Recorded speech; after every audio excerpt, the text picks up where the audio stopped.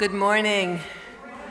Welcome to the Unitarian Universalist Congregation of Monmouth County. My name is Liz Tortorella. My pronouns are she and her. I serve on the worship committee, and we work with guest presenters when Reverend Craig is not in the pulpit, and Joe and I worked on this service this morning. Whoever you are, whomever you love, however you arrived at this beloved place, you are welcome here. Our mission is to create community, transform ourselves, and transform the world. This morning, we welcome guest minister Rev.Cindy Terlazzo and her husband, guitarist John Terlazzo. Thank you for joining us. Let me read you a little bit about them.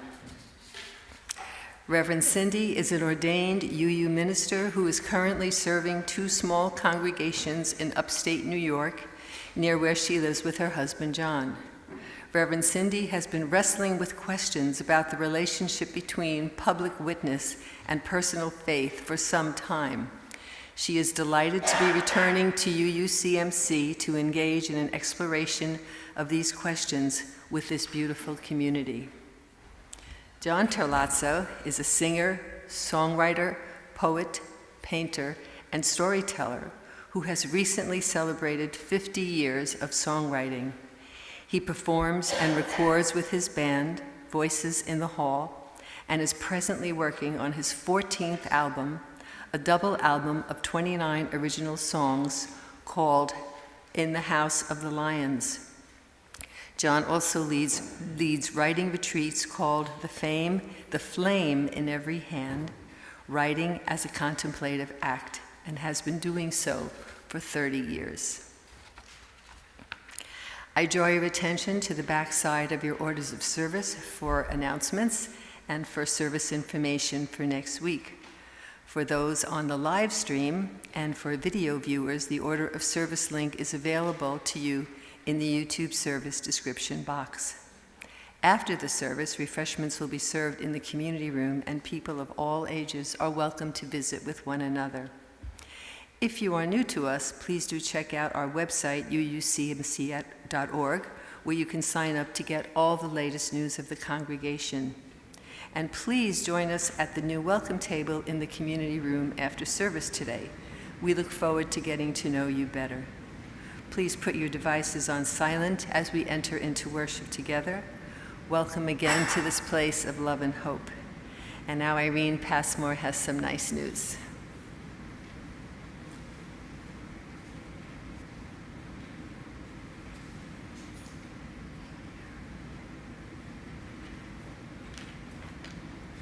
Good morning, everyone.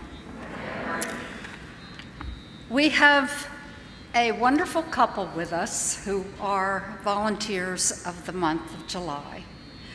And I'm going to have them stand up, and then they'll sit down and relax while I talk about them a little bit.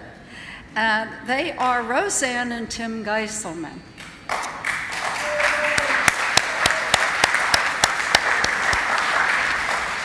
Now, this is a unique couple, and they bring unique qualities to what they offer our congregation. A little bit of background. Now, all of this and more will are posted, thank you, Judy Stevens, along with their photograph on the bulletin board in the hall.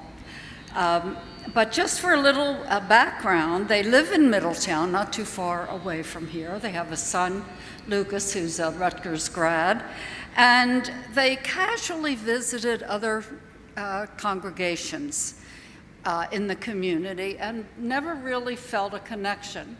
And Tim said, well, we drove by the meeting house and we'd see these banners, and once there was a sign of a peace walk, and he said, well, I don't know, this seems to be our people. And then suddenly what happened to bring them here was the event of November 2016. We gained a lot of people that day seeking community and hope and positive links. And they came to the congregation here, they came into the meeting house, and they felt a connection right away. They joined the path to membership and became members. And they have contributed each in their very unique ways.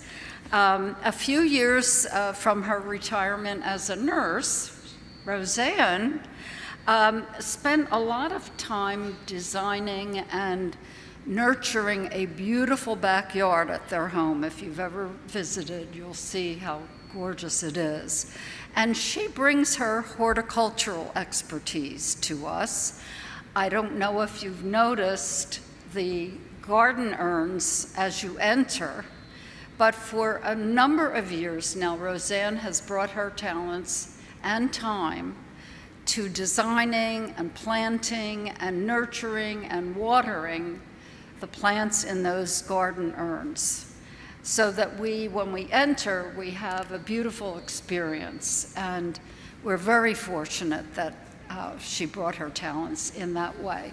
And she and Tim also host gatherings at their house for Casa Freehold. They are big supporters. And this brings food for Casa Freehold in November at Thanksgiving, and then in December, toys for children there. Roseanne is also currently involved outside of our congregation as a volunteer at the animal sanctuary Liberty Haven Farms in Howell. And her partner just retired from a 35-year career at AT&T as an engineer. And if any of you are on Facebook and have Tim as a friend, you will notice that he is also talented as a writer. And currently, he also has a Substack account. It's on the bulletin board, but it's substack.com/@Tim Geiselman, if you want to read his musings. He is an aficionado of the American music scene, so he has contributed numerous dialogues for us in the morning before the service, many of them about the music and of our country and some of its meaning and more of his thoughts and wisdom and humor from that. And if you attended services last Sunday, he was also right up here in the pulpit telling us all about the graduation speech he wished he would have heard when he graduated from Freehold High School a few years ago. So we feel that they bring a unique kind of contribution to our congregation, and we would like to honor them as our volunteers of the month of July and offer them all our appreciation for what they do. And I would say in his big-hearted spirit, Tim has said that he gets a lot more joy out of giving his thoughts and expressing himself than he thinks those of us who listen. But I can guarantee we do get a lot of pleasure from what he brings us. And now is the time to give them a great big hand of appreciation for everything they bring.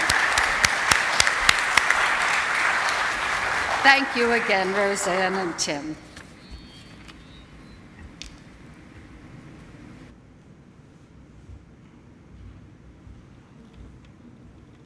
Good morning. So, let's just start right off by singing, if you feel like it.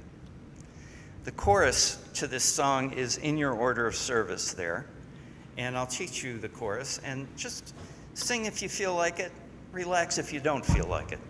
And just know that all harmonies are welcome, and all dissonances are welcome. Chorus goes like this. I hear the bells coming over the hills where the violence and discord cease. That sound as it's rung is like manna on the tongue. I hear the bells in the city of peace.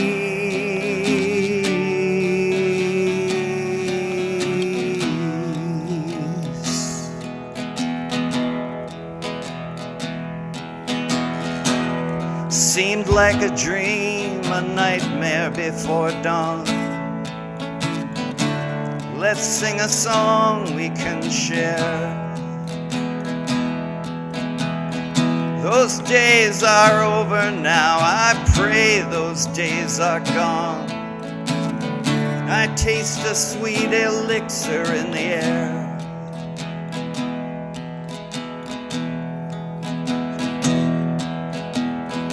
They broke some of us in the dungeon and strapped some to the stone, and strangled some dreams in the sea. But at night all alone, even stolen from our homes, we'll still somehow hear that sound in our sleep. Sing. I hear the bells coming over the hills, where the violence and discord cease. That sound as it's rung is like manna on the tongue. I hear the bells in the city of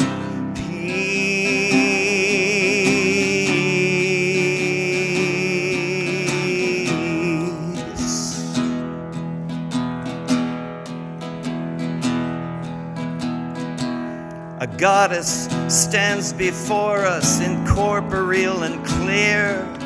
The planets in her headdress, a stillness in her stare.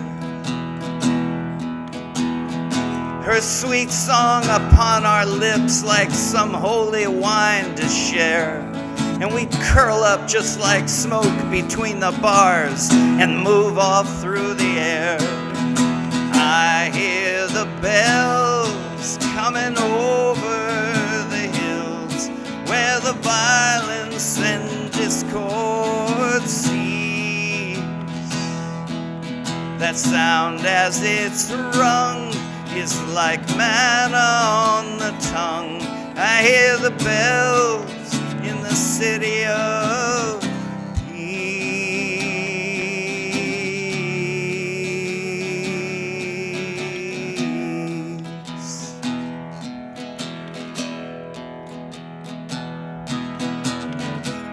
I spend my days in song, I close my eyes. I bend my forehead to the floor. I try to get out of the way when the images arise, and hold out my bowl in gratitude lest there be more.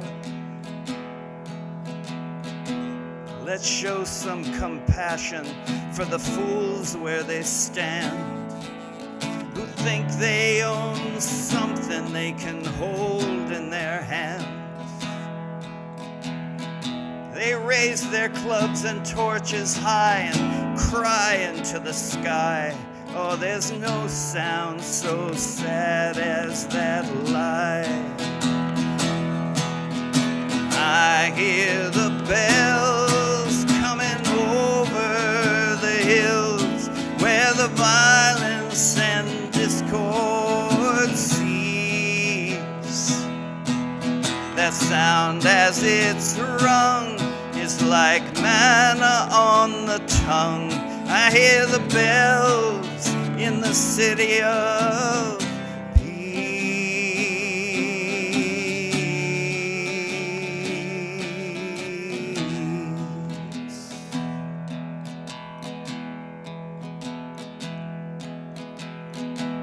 place your head, my friend, into the mouth of the lion, and the whole world grows simple and sweet. Look around us now, some appear to be living, some appear to be dying, but your true nature is off dancing joyfully in the meadows and in the streets. I hear the bells coming over the hills, where the violence and discord cease. That sound as it's rung is like manna on the tongue. I hear the bells in the city of peace.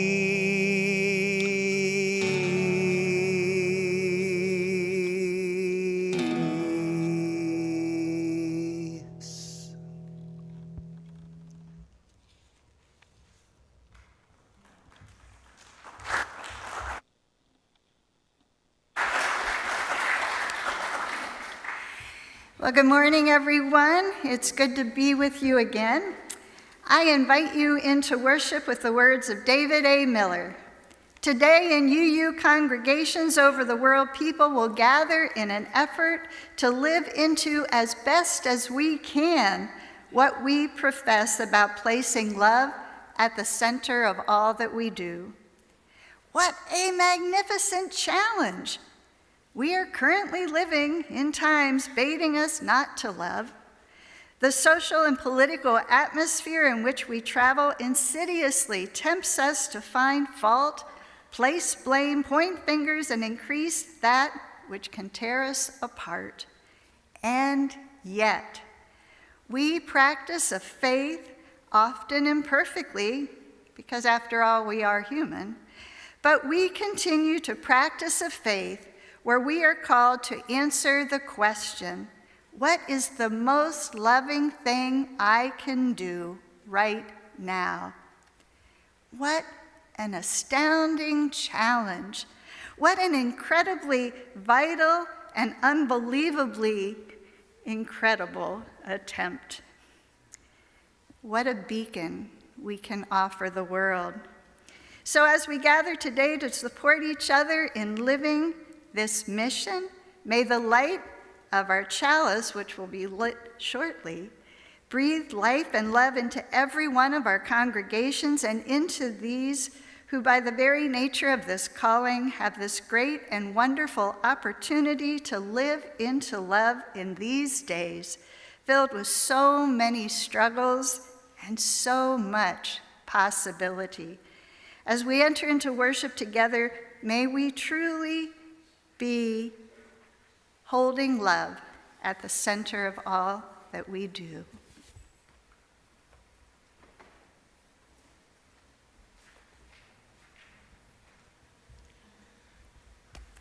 Good morning.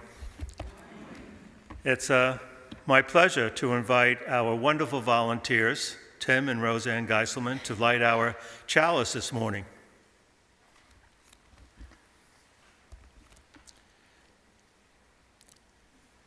The words for our chalice lighting come from The Great Turning by Lisa Garcia Sampson. In these wild, historic, and uncertain times, we gather to remember who we are, who we belong to, and what we are called to do. As we light this chalice, we kindle the spirit of the Great Turning, the movement for justice alive in this nation today. May we feel it in our bones, and in the stillness of this hour, may we sense it calling our name. Now, if you're willing and able, please stand and join in singing hymn number 159, This Is My Song, hymn number 159.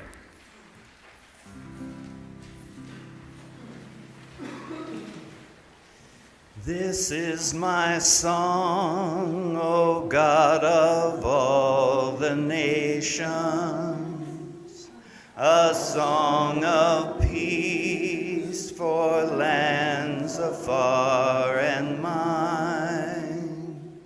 This is my home, the country where my heart is. Here are my hopes, my dreams, my holy shrine. But other lands in other lands are beating with hopes and dreams as true and high as mine. My country's skies are bluer than the ocean, and sunlight beams on clover leaf and pine. But other lands have sunlight too, and clover, and skies are everywhere as blue as mine. Oh, hear my song, thou God of all the nations, a song of peace for their land and for mine.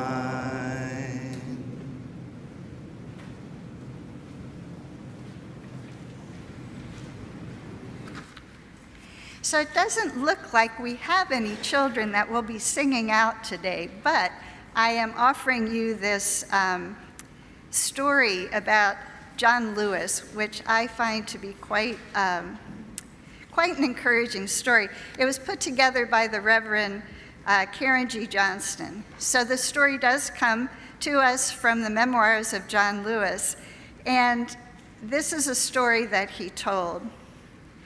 Aunt Savannah was the only adult around, and as the sky blackened and the wind grew stronger, she herded all of the 15 children that had been playing out in the yard into the house. Now, her house was not the biggest place around, and it seemed even smaller with so many children squeezed inside. Small and surprisingly quiet after all of the activity that had been going on. All of the shouting and laughter of earlier moments had stopped. The wind of this tremendous storm was howling now, and the house was starting to shake. We were scared. Even Aunt Savannah was scared. And then it got worse. Now the house began to sway. The wood plank flooring beneath us began to bend, and then a corner of the room started lifting up. I couldn't believe what I was seeing. None of us could. The storm was actually pulling the house toward the sky with all of us in it. That was when Aunt Savannah told us to clasp hands. Line up and hold hands, she said, and we did as we were told.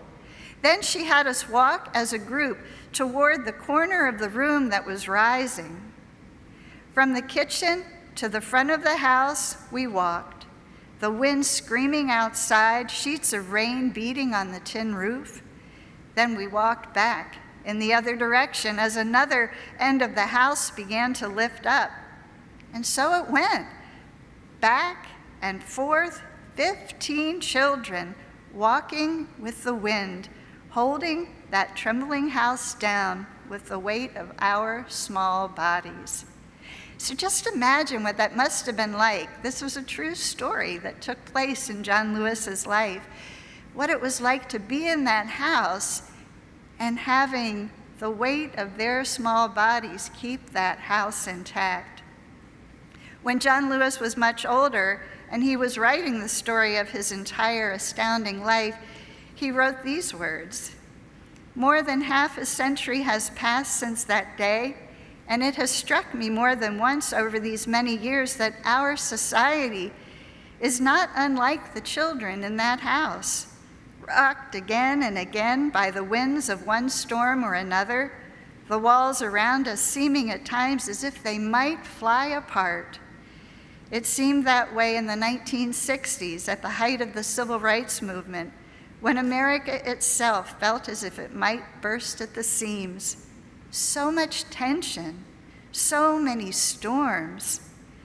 But the people of conscience never left the house. They never ran away. They stayed, they came together, and they did the best that they could, clasping hands and moving toward the corner of the house that was the weakest. And then another corner would lift, and we would go there. And eventually, inevitably, the storm would settle, and the house would stand still again. But we knew another storm would come, and we would have to do it all over again. And we did, and we still do, all of us, you and I, children holding hands, walking with the wind. And that seems so apropos of the times that we are in today. And at this time, since there are no children to sing out, we will take this opportunity for a moment of asking for your generosity.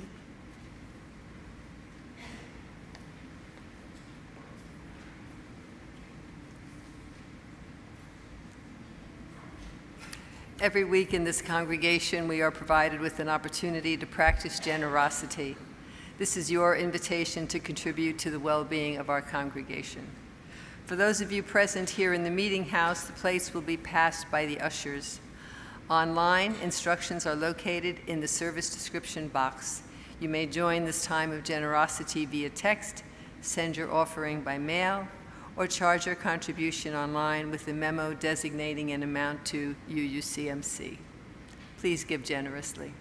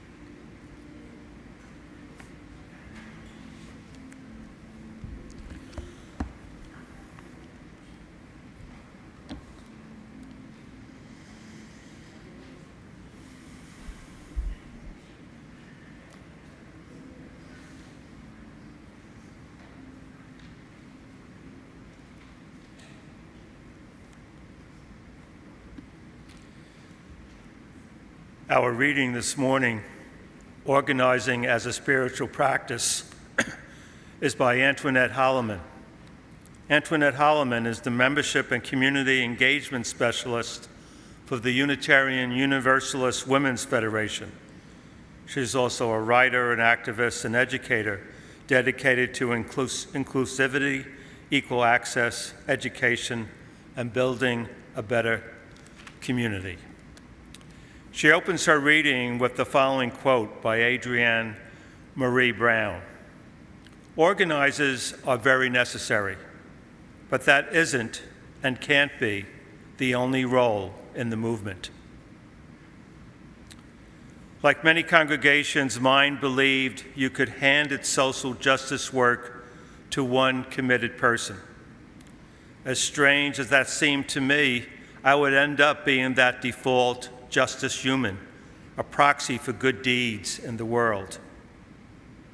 As social justice chair at my congregation, I tried to convince people, often with frustration, that it was our collective duty to work for a better future. I've been a Unitarian Universalist for 10 years before I connected my activism and my faith. I believed that working for justice was my responsibility and would bristle when others didn't take the same approach.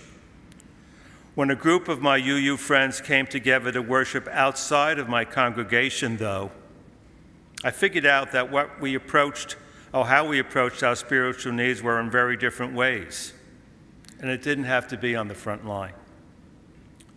Today, I approach organizing as my primary spiritual practice. My prayers are the emails I send to start a relationship with someone. My meditations are the calls I receive from community members about how they can show up better, or at all. The sacred flame that I carry illuminates the world so many of us dream of, a sanctuary for everyone. Organizing as a UU is not my only spiritual practice, but it soothes my soul in a way that no walk in a labyrinth ever has. It cannot be separated from how I worship, both as an individual and in my community and congregation. The work of justice can't be carried out by one person, or even a few diverse people. Organizers have never changed the world without groups of people who trusted them to hold that future imagining. When we do social justice work, we're always a team. Democracy is all of us together. I don't believe that only a few people make real change and the rest of us, of you maybe, are sitting on the sidelines in the next pew over. We all have a place within our movement of love at the center. I believe that the act of entering a congregation is its own form of justice. Organizers need people who can bring snacks, give rides, build spreadsheets, volunteer song leading, and much more.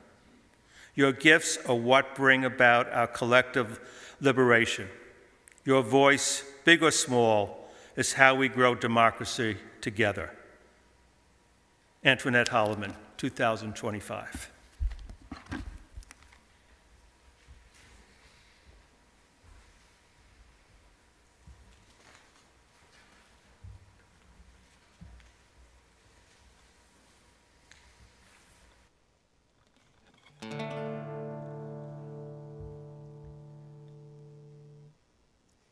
Be not afraid,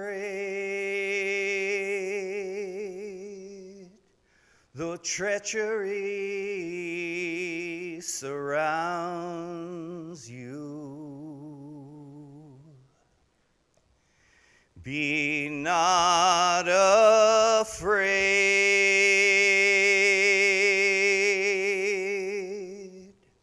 though scimitars may be drawn. Let the sweet rains fall down, drench you and bless you.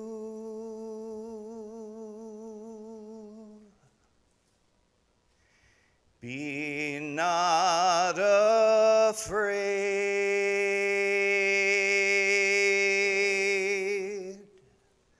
Tyrants cannot touch you here.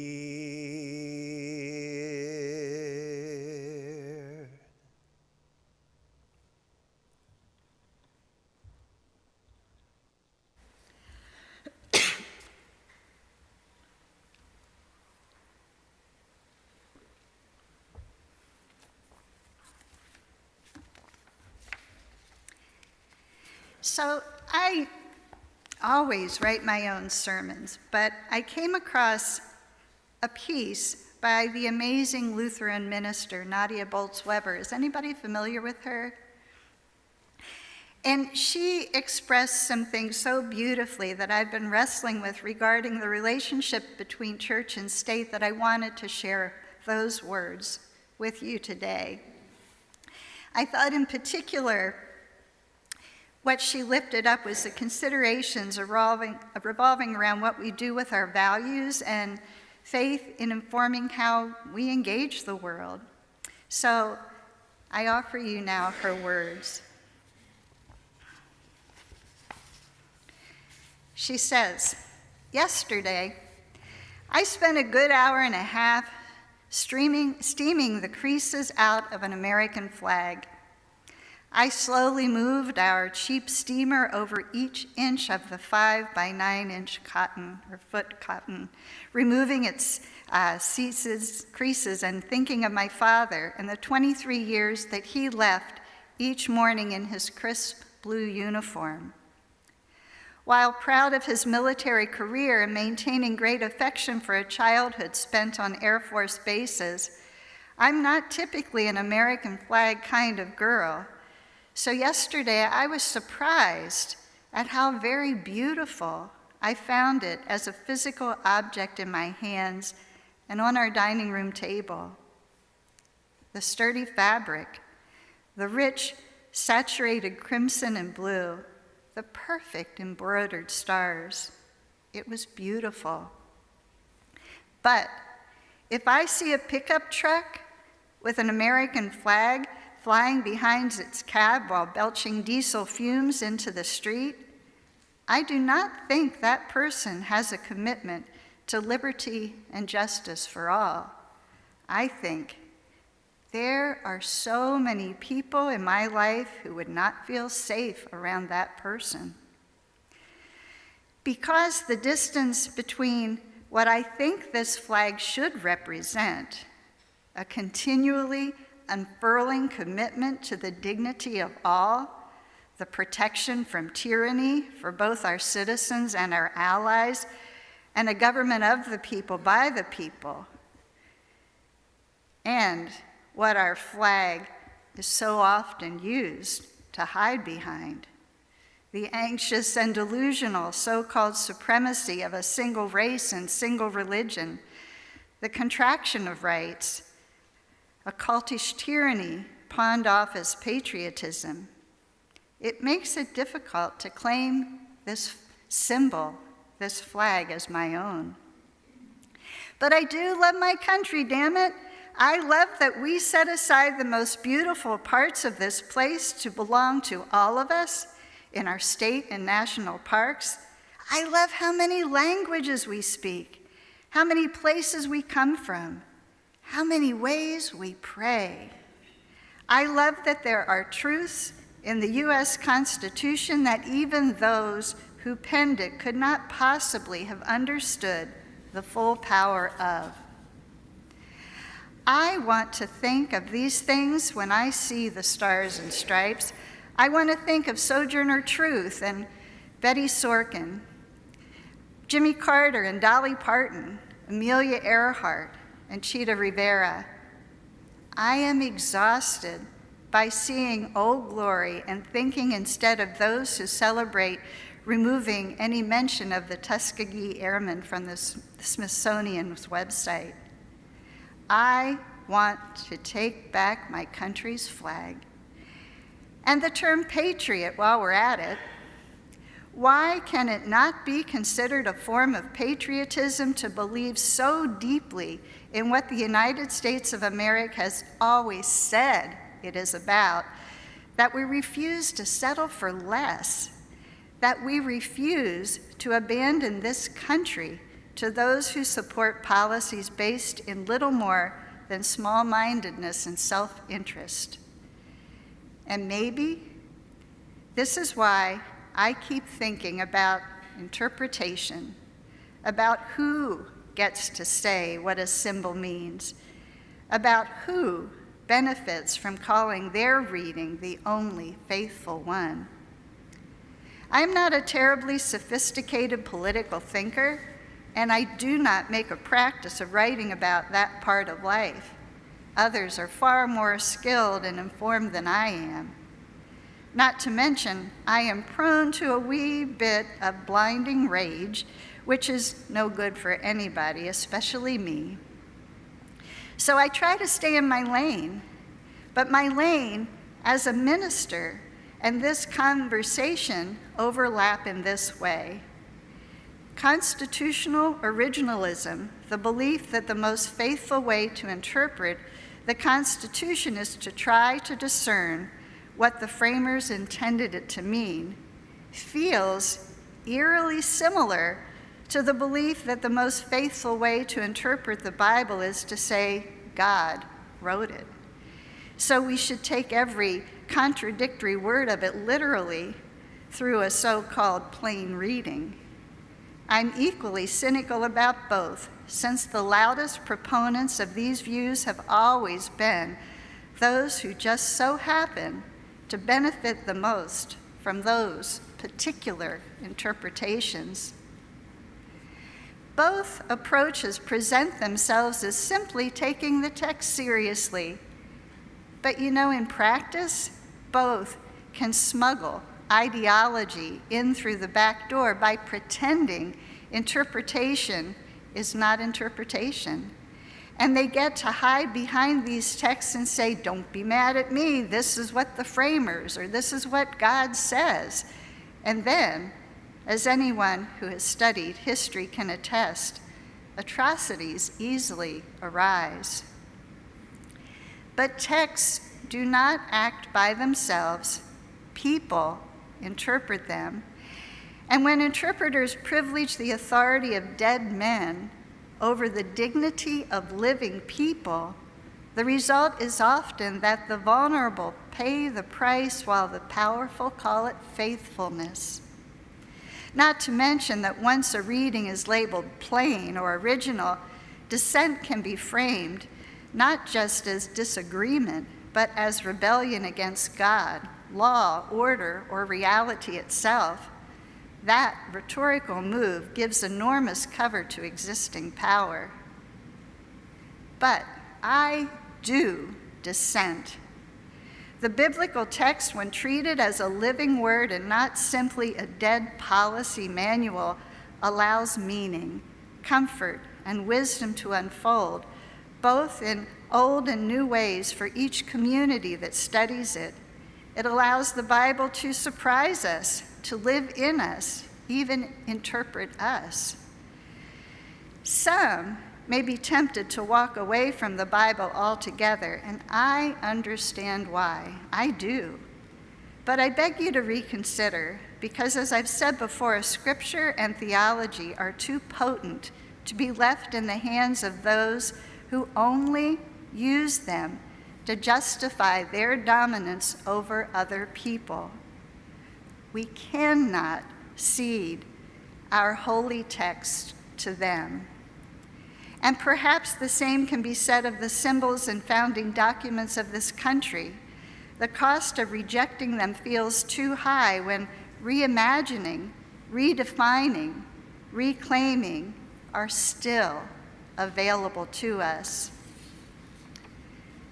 This last December, for his 83rd birthday, I gave my father a leather-bound copy of the U.S. Constitution and other foundational documents, inaugural addresses, Federalist Papers, speeches by Frederick Douglass and Sojourner Truth, and for some reason, the Constitution of the New York Knickerbockers baseball club. My father got a little teary. He held it to his chest and said, "Thank you." Maybe he understood something I am only now trying to say out loud, that love of country is not the same thing as uncritical loyalty. Sometimes it looks more like grief. Sometimes more like argument. Sometimes more like refusing to let a beautiful thing be used to bless our worst instincts. She goes on to say, so yesterday, I patiently steamed the creases from an American flag and folded it into a perfect blue triangle on my dining room table, allowing myself to be affected by the beauty of this object before it was handed to my mother at my father's memorial service. And so here I am, it's 4 o'clock in the morning, feeling unexpectedly tender toward a piece of folded cotton on my table, and still unwilling to surrender what it could mean. Maybe that too is a form of patriotism and faith, to hold something gently, grieve what has been done in its name, and still refuse to give up on what it could yet mean. So there ends Nadia's words. I hope that the stories and ideas shared this morning offer you both comfort and inspiration. We are living in extraordinarily trying times. I don't know what your particular role is to play, but I do know that you have one or many. Trust your heart to lead the way. I know too that many of you are dealing with personal concerns beyond the issues of church and state, and that doing even one more thing can feel impossible at times. Honor your capacity at any given moment. I also know that every action, small or large, given in love makes a difference. I know that we are not meant to do this work alone. Burdens are lessened and joys are magnified in the company of others. Reach out, plug in where you can, and how you are able to. Use the resources that are available to us in so many ways. The UUA website has so many resources on how you can be a part of working towards the reclamation of our democracy. Do your best to keep hope alive.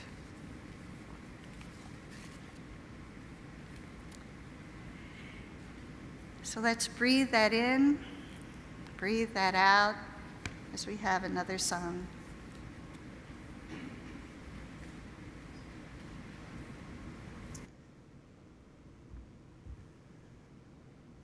Quite a few years ago, I saw Ellen McElwain perform.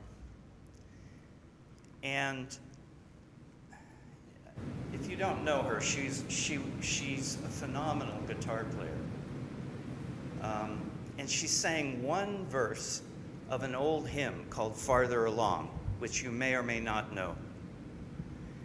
And she sang that one verse and then improvised all around it with the guitar. I'm not that good a guitar player, so I'm not going to do that. But what I'm going to do is, I carried that one verse that I heard her sing around for many years, and it always was very comforting to me, and I never quite found any others. So eventually I wrote 4 more or 5 more verses and recorded it. Goes like this.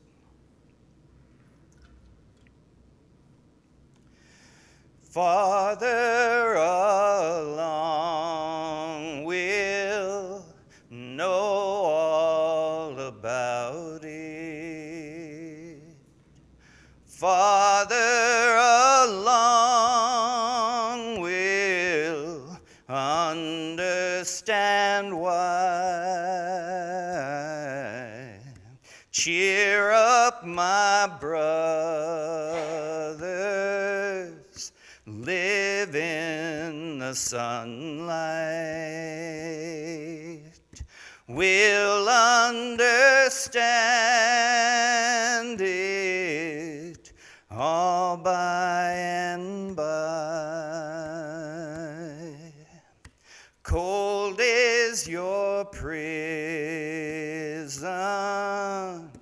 black is the hour. Faint is your vision, weary and dark.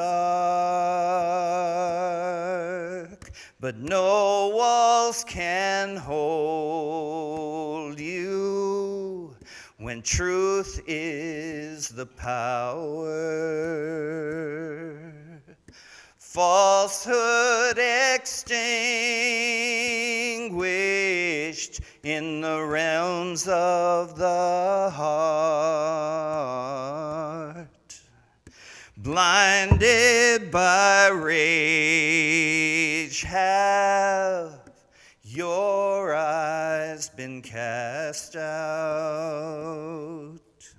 How long you have suffered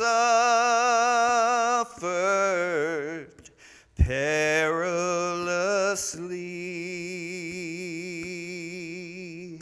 Lay down your burden, your ravenous hatred. In truth, all is sacred, all is holy. Mighty kings fall as do their kingdoms. Nothing lasts long, neither sorrow nor woe. The iron hand withers, as do all who wield it. Those thieves of power will reap what they sow. Farther along, we'll know all about it. Farther along, we'll understand why. Cheer up, my sisters. Rest in the moonlight. We'll understand it all by and by.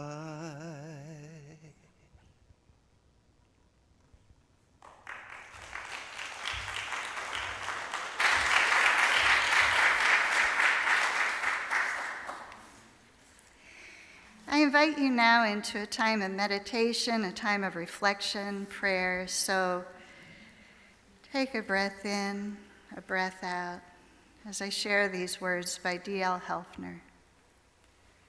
Spirit of all that moves among us and through us, help us let love lead. Help us to imagine and to foster a world in which we listen more than we talk, where our priority is to learn as much as we teach. A world in which we find ways to connect across the chasms of difference, making space for revelation to emerge. Spirit of love, help us turn toward love, with the world, with each other, with ourselves. All the same thing at its core. Let us extend grace within our movements and between our movements, less sure, more curious, wondering together what is possible. Spirit of all that is open and hopeful, guide us in building a larger tent, not solely Republican or Democrat, independent or uncommitted. Let us learn too from our ancestors, from generational pain and generational survival, the movement of generations building across difference, something better, larger, more encompassing that can hold us all. Let us not just be flags, potent though they are in declaring our beliefs, and yet impending our ability to recognize humanity across differences. Spirit of hope, spirit of all that is yet possible. Lead us away from the false separation that the only truth is ours, that anything less is incomplete. Lead us instead into the discomfort of learning from youth, young adults, activists, elders, those we cherish, those we find wanting. Lead us to the love that holds us all and is with us always, the love that can help us through the messy and necessary life-altering work of building movements across beliefs, across differences, for change that can endure. Let's breathe in the possibility. Let's breathe in all that you're holding. And let us sing together hymn 123, Spirit of Life. It's in the great hymnal if you need the lyrics. I think most of us are familiar.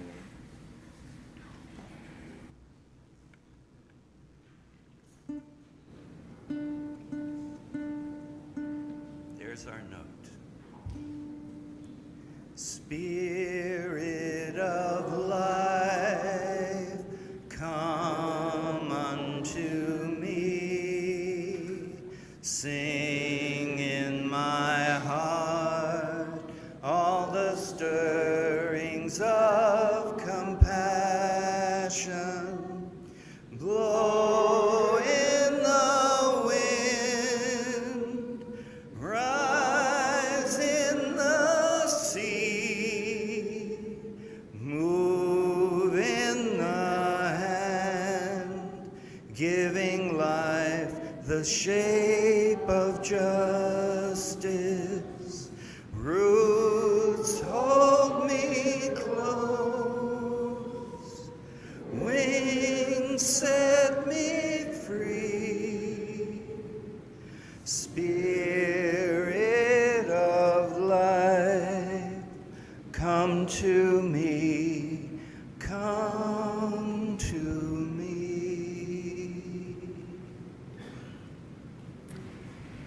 As we get ready to go out into the world, this is the blessing for the world.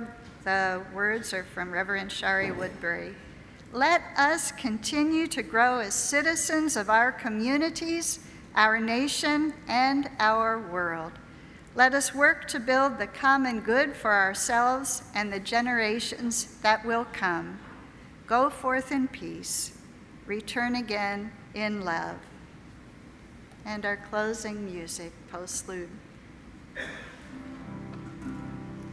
Let's do this one with a little bit of a celebration.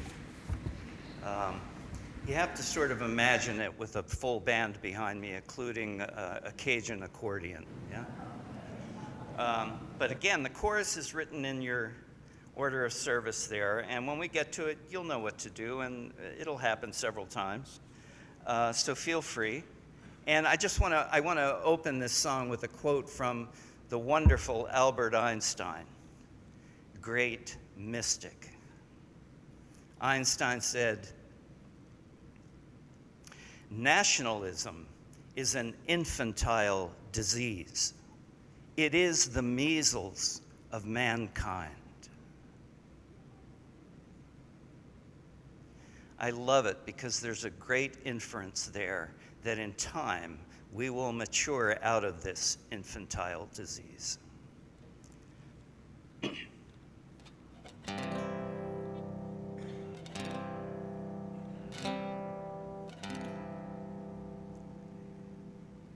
And I've been a lifelong pacifist since I was 9 years old, so understand this song is metaphor. I'm not telling anybody to burn anything down, okay?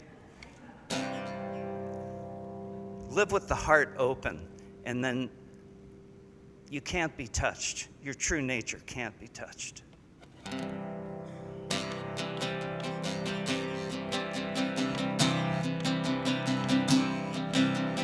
Did you see them taking off their masks, casting off the agonies of the past?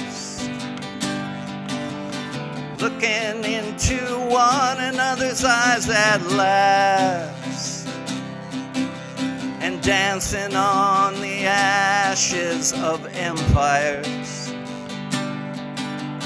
Can you see the face behind the face? Can you feel the sacred in this place?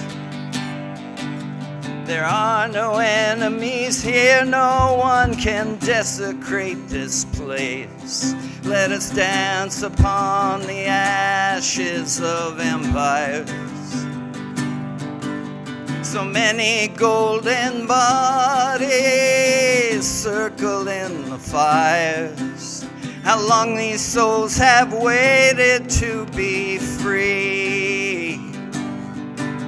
Behold these golden bodies circle in the fires, dancing on the ashes of empires,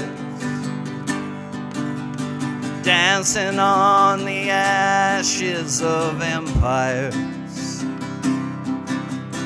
Everybody's walking on the water tonight,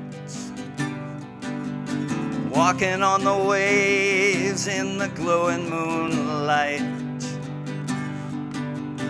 coming out of the caves and playing on panpipes, and we're dancing on the ashes of empires. So many golden bodies circle in the fires. How long these souls have waited to be free. Behold these golden bodies circle in the fires, dancing on the ashes of empires,